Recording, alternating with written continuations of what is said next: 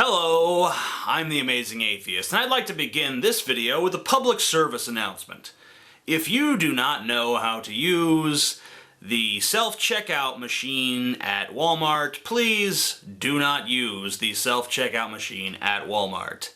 Thank you. You know, I usually don't make follow-up videos. Once I make a video, I kind of just let you guys argue it out. But the last video I made, what's with Anderson Cooper and everyone else in the media now declaring that these suicidal teens are some sort of victims, that they're some sort of heroes because they couldn't handle their own lives and decided to end them prematurely? It was so surprisingly controversial. I say surprisingly controversial because I really didn't expect it to be controversial, which I know a lot of you don't believe. You think I'm a troll and I intentionally take contrarian positions just to inspire your ire and get all the trolls worked up and typing their belligerent comments to me and all that stuff.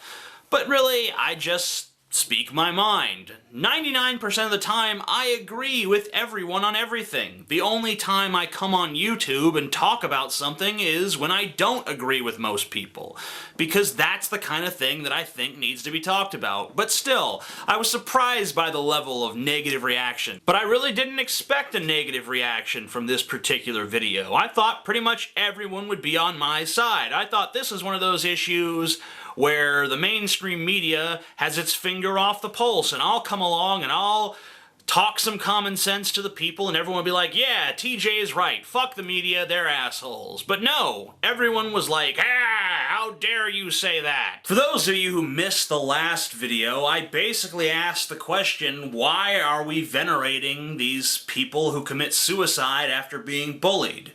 There's been a bunch of this in the media lately, and I thought it was rather strange. Basically, I want to know why the media is suddenly venerating suicide, helplessness, and submission. All I did in my video was advocate confronting your enemies, being self-reliant.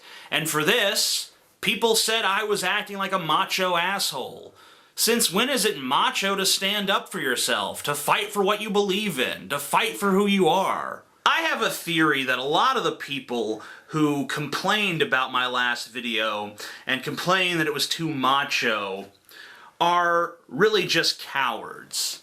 They're cowards because they have a principle that says, do not engage in this sort of confrontation, do not resort to violence. But this is not a principle born out of any sort of rational cognition. This is a principle created to protect them from having to do something that they don't want to do, because they are afraid of confrontation. Someone once told me that they thought I was naive because I don't believe in the death penalty, even for serial killers. They said, oh, TJ, you're naive. You see the good in everybody. But he was wrong. I don't see the good in everybody. Well, I do, but that's not why I don't believe in the death penalty for serial killers. The reason I don't believe in the death penalty for serial killers is because I see the evil in everybody. I don't really see a huge degree of difference between any given people on the planet, whether you're talking about saints, or serial killers, or innocent children, or war-torn veterans. You're all essentially the same. We conflate our differences. We act like they're monumentous, but really, they're infinitesimal. They're minuscule. We're all human beings. We have the same biological functions, the same basic primal directives. We behave in predictable fashions. That's why you can have things like cognitive neuroscience or psychology before it. These things can exist because we're predictable, because you can understand us. You can submit numerous people to the same tasks and get the same results over and over and over again because we all think essentially the same way. I understand cowardice, because I'm a coward too. Cowardice is the default for human beings. You know, stay in line, obey, do what you're told, do what the group is doing, follow the herd, basically. Not fighting is natural. Fighting is a choice.